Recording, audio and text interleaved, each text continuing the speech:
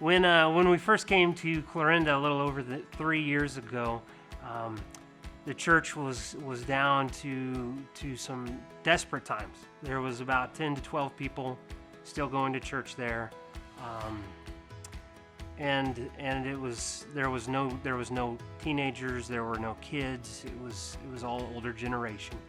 They were at a place where they were struggling. It was really honestly kind of down to either we close the doors or we give this one last try. So we went. My wife and I went there and interviewed, and after several questions that they asked us, we asked them one question, and that was, "What do you guys want to see happen in this church again?" And of one accord, every one of them said that they wanted to see kids in the church again. And for my wife and I, that told us everything that we needed to know.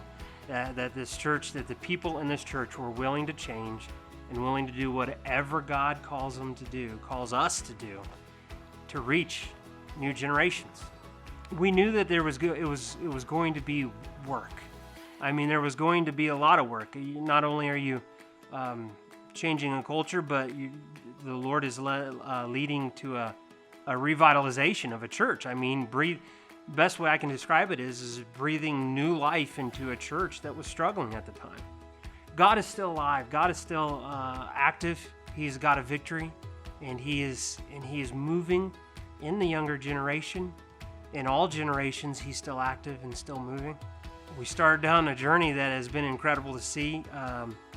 Church is meant to be multi-generational, and we've reached kids, we've reached youth, we've reached young people, young families, people in their 20s and their 30s, all the way up, and it has been incredible. But in doing so, we have seen people come to know Jesus.